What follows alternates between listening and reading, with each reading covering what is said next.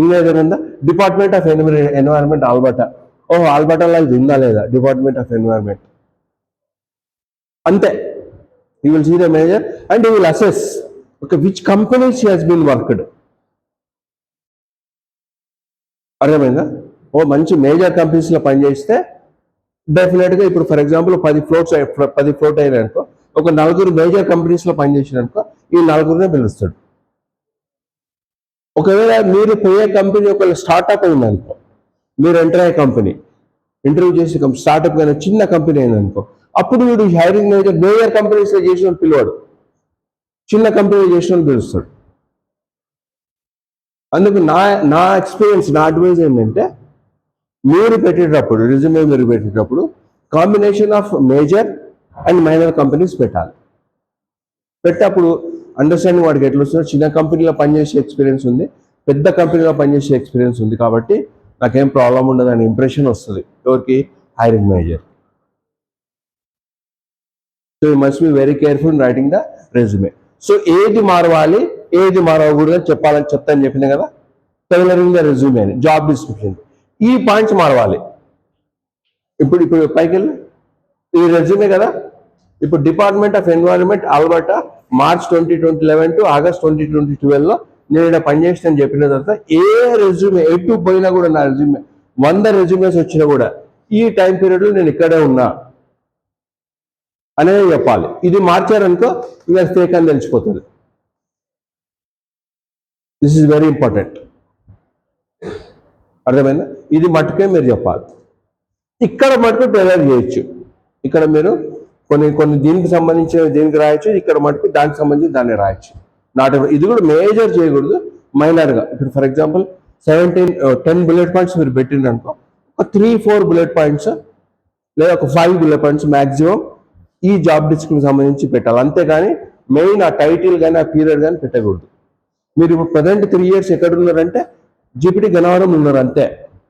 కానీ గన్నవరంలో ఏం చేసిందంటే జాబ్ డిస్క్రిప్షన్ చేసి జాబ్ రోల్స్ చేసి ఒకసారి నేను ఫ్లాగ్ హాస్టింగ్ పోయినాను, ఒకసారి క్లీనింగ్కి పోయినాను. ఇప్పుడు నేను జాబ్కి ఫ్లాగ్ హాస్టింగ్ సంబంధించి వచ్చిన జాబ్ అంటే ఫ్లాగ్ హాస్టింగ్ గురించి ఎక్కువ రాస్తావు.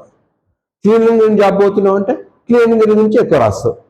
కానీ ఆ పీరియడ్ ఆ ప్లేస్ మారకూడదు. అర్థమైందా?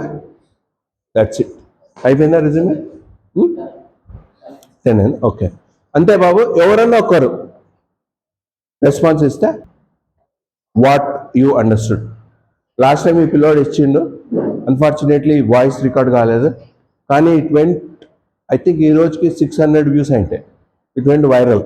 I don't know how. అట్లా ఎవరన్నా ఒకరు, ఎనీబడి.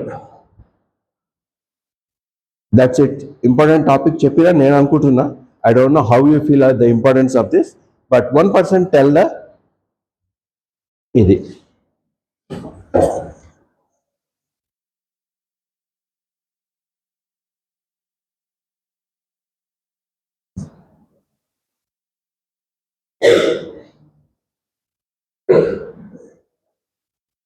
ఎవరు లేస్తారు క్విక్గా, భయపడకూడదు. భయపడితే పోతుంది. ఫస్ట్ బెంచ్లో సెకండ్ పర్సన్ లేస్తాడా? మిడిల్ పర్సన్ నువ్వే బాబు లేస్తావా? లే, వెరీ గుడ్, వెరీ గుడ్. లేవు ఇక లేవు, చప్పట్లు అందరూ.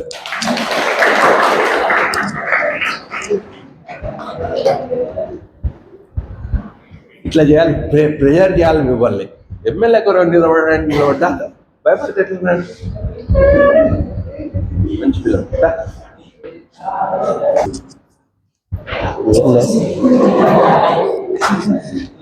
మీకు ఏం అర్థమైంది, ఏం కథ? కెమెరా ముందు చెప్తా ఉంటాం, వీళ్ళకు కూడా చెప్తాను.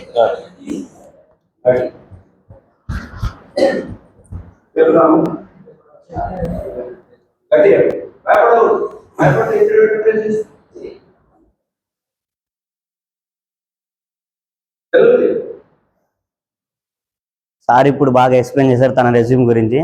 ఫ్యూచర్లో మన రెజ్యూమ్ కూడా ఎలా ప్రిపేర్ చేయాలో బాగా ఎక్స్ప్లెయిన్ చేశారు. ఇంకా మన స్కిల్స్, మన రెజ్యూమ్ని ఎలా ప్రిపేర్ చేసుకోవాలి, మన క్వాలిఫికేషన్స్, సర్టిఫికేట్స్ అన్ని రెజ్యూమ్లు ఎలా పెట్టుకోవాలో ఎక్స్ప్లెయిన్ చేశారు బాగా సార్. అసలు రెజ్యూమ్ అంటే ఏంటిది, అసలు దాన్ని ఎలా ప్రిపేర్ చేసుకోవాలి, మన రెజ్యూమ్ని మనం ఎలా ప్రిపేర్ చేసుకోవాలి,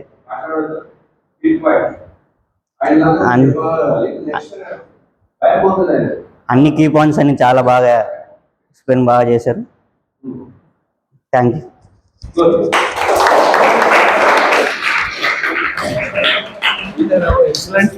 మంచి చెప్పారు. Thank you for coming. Okay అమ్మా, go to classes. Any doubts you ask.